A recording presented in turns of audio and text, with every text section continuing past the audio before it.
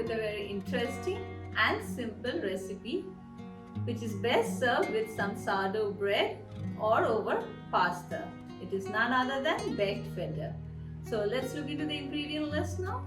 My first ingredient is of course some feta, and I'm using Greek style feta cheese, about 200 grams in quantity. Next we need half of an onion which I have chopped into rings like this. Half of a bell pepper which I have again sliced into thin pieces. Some black pepper powder, oregano flakes and some red chili flakes. The quantity is up to you how much you want to use them. And this is some sun-dried tomato strips. This is completely optional, but somehow I feel this enhances the flavor of the dish. About 200 grams of cherry tomatoes which I am going to just cut into halves. Somehow this helps to ooze out the juiciness of the tomatoes.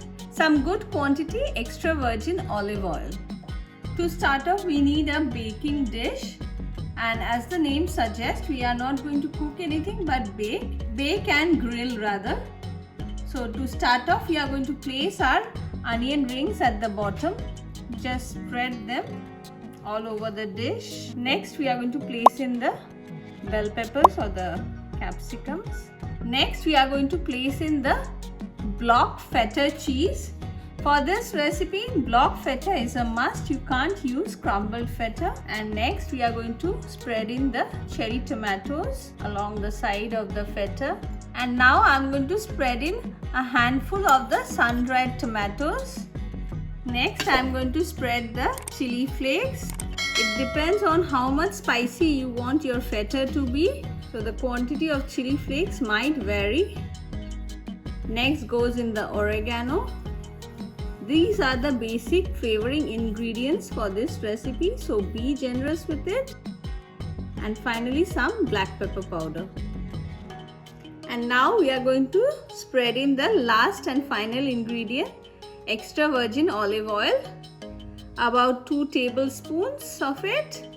And now I am going to bake it in the oven for about 30 to 35 minutes. It of course varies from oven to oven, and I have already preheated my oven at 250 degrees for 5 minutes.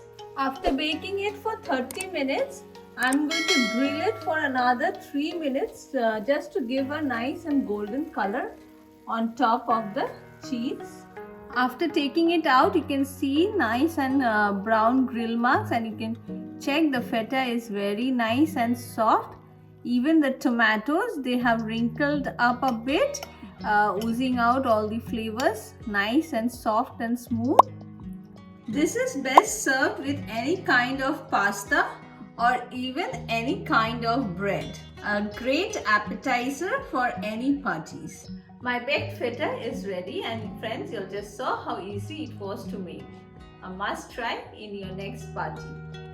And on that note, I'm going to end this video here. Don't forget to hit the like and subscribe button. Thank you for watching.